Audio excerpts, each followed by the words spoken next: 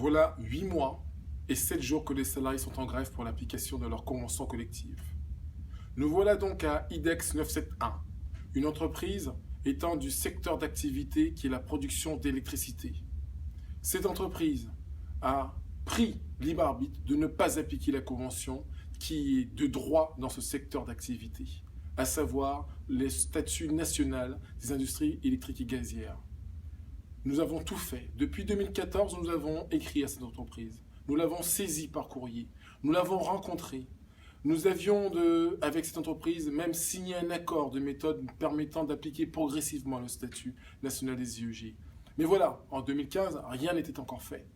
Donc, les salariés sont entrés en grève depuis le 3 novembre 2015.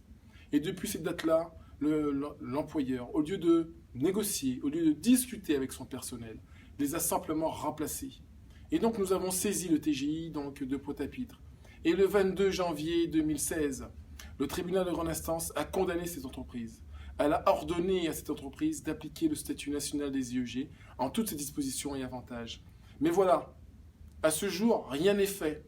Cette entreprise nous dit, voilà, j'ai commencé, mais je suis encore en cours. Et pour autant, les salariés sont encore en grève. Et pour autant, la loi n'est toujours pas appliquée. Et pour autant, il y a une décision de justice qui reste inappliquée.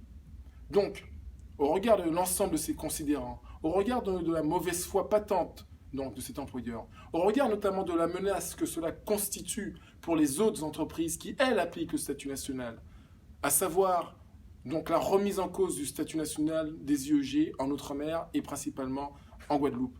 Notre fédération a appelé les 18 et 19 l'ensemble donc des salariés travaillant dans chacune des entreprises produisant de l'électricité qui, je le rappelle, sont toutes soumises au même statut à rentrer en grève.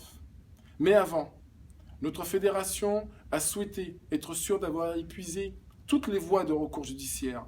Et c'est ainsi qu'encore aujourd'hui, nous avons assigné IDEX Énergie 971 pour demain, à savoir le 13 juillet, à 14 h, au devant du juge de l'exécution, pour faire liquider les astreintes puisque la décision de justice de janvier donc, 2016 était assortie d'astreintes.